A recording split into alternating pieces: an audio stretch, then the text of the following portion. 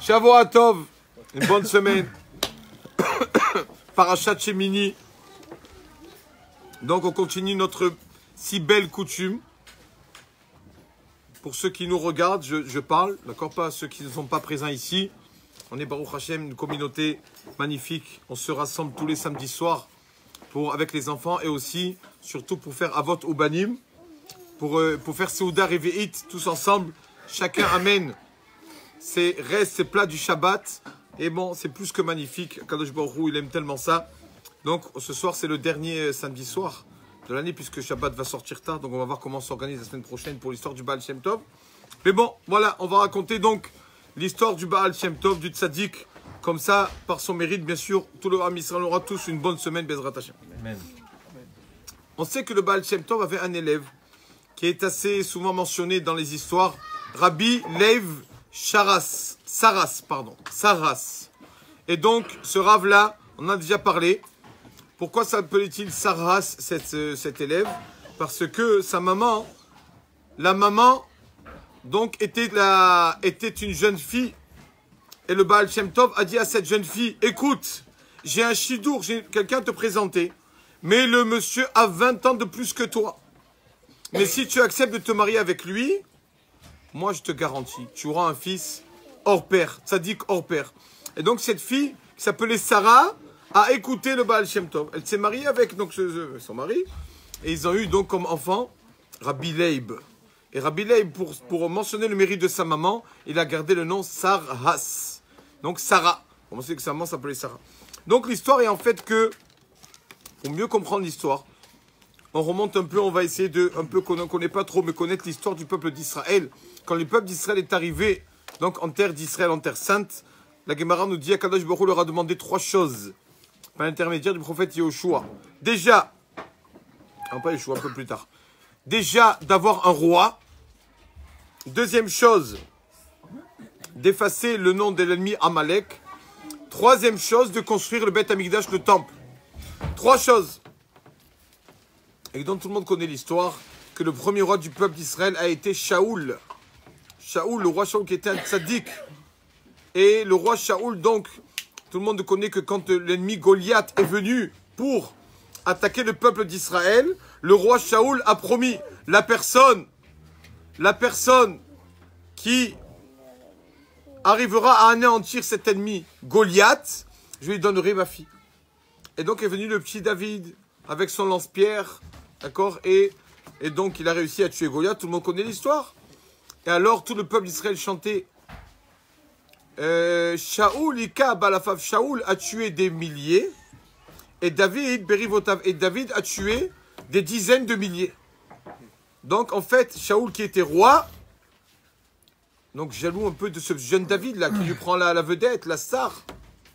Et donc l'histoire est que Shaoul finalement poursuit le roi David sans arrêt, jusqu'à le tuer, vouloir le tuer bien sûr, vouloir se venger parce que le kavod, comment? C'est moi le roi et c'est lui que tout le monde acclame et applaudit, etc. Et donc, l'histoire se finit comme ça, le roi Shaoul, une fin assez triste, entre guillemets, si on veut dire, il se suicide avec son épée. Bon, voilà l'histoire donc dans le prophète Navi entre le roi Shaoul et le roi David. Donc c'est lui qui a succédé à Shaoul. Qui a oint ces 2 rois en mis l'huile d'onction? C'était le prophète Shmuel. Le prophète Shmuel. Entre parenthèses, quand Kadosh Baruch Hu a dit à Shmuel, tu vas chez un tel Yishai, plusieurs enfants, et donc Shmuel a choisi David pour être roi. Normalement, ça aurait dû être le grand frère qui s'appelle Eliav. Mais Hachem a dit, celui-là, non, Eliav, non, il est coléreux. Il a la colère, il ne peut pas. À cause de la colère, malheureusement, il n'a pas pu être roi du peuple d'Israël, Eliav. Donc c'est son petit frère David. Voilà, c'était l'histoire comme ça. Maintenant, on revient au Baal Shem Tov. Des années après. Donc, l'élève du Baal Shem Tov, Rabbi Leib Sarhas. D'accord?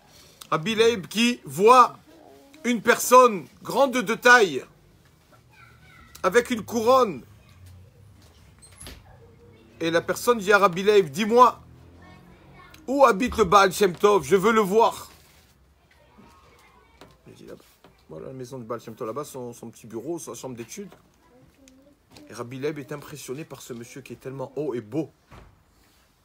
Et tellement qu'il est impressionné, il n'arrive pas à lui adresser la parole. Qui êtes-vous? Qui es-tu? Bon. Arrive une deuxième personne. Pas trop haute de taille, mais moyenne. Et pareil, beau gosse, les yeux bleus. Et il dit à Rabbi Leib, dis-moi. Pareil avec une couronne. Où se trouve le Baal Shem Tov? La maison là-bas. Et quand il va voir Rabbi Leib, il dit, mais qu'est-ce qui m'arrive? Dès que je les vois, j'arrive pas à leur parler. Mais qu'est-ce qui m'arrive? Je vais être fort, je veux savoir qui sont ces personnes-là. Des personnes, des couronnes, des belles personnes qui viennent voir mon Rav, le Baal Shem Tov, je ne suis pas au courant. Et arrive une troisième personne. Et lui dit, et pareil, il dit à Rabbi Leib, s'il te plaît, où se trouve le Baal Shem Tov? Lui dit, écoute-moi bien. C'est la troisième personne qui me demande ça. Si tu me dis, qu'est-ce qu'il arrive, qu'est-ce qu'il se passe? Qui êtes-vous? Il y en a eu deux avant toi qui sont passés, j'ai pas eu l'audace de leur demander. Si tu me dis, qui es-tu? Alors je te dis où les Baal Shem Tov. Dis-moi. Alors il lui a dit, écoute, tu as vu les deux qui m'ont précédé, tu les as vus? Oui, je les ai vus. Si tu as vu les deux précédents, je peux te dévoiler qui on est. Parce que c'est des personnes qui sont décédées depuis longtemps. C'est des défunts qui sont revenus dans ce monde. Et aujourd'hui, on vient nous trois chez le Baal Shem Tov. Mais qui vous êtes? Il lui dit, le premier que tu as vu, c'est le roi Shaoul. Tevishirmo Vama a été grand. C'est le roi Shaoul. Le deuxième, le roi David.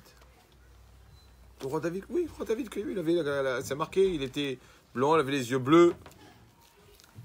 Et l'autre, mais qui es-tu toi? Qui es-tu? Je suis Shemuel, Hanavi. Shemuel ben Elkana. Shemuel, le fils d'Elkana. C'est moi le prophète Shemuel. Mais qu'est-ce que vous faites là? Alors il leur a dit. Alors Rabbi, donc le Shemuel, Hanavi, le prophète Shemuel, dans de la Bible, qui lui dit, écoute, sache que le Baal Shem Tov, vous le voyez comme ça dans ce monde tout simple, vous croyez que c'est quelqu'un comme les autres, un homme comme les autres.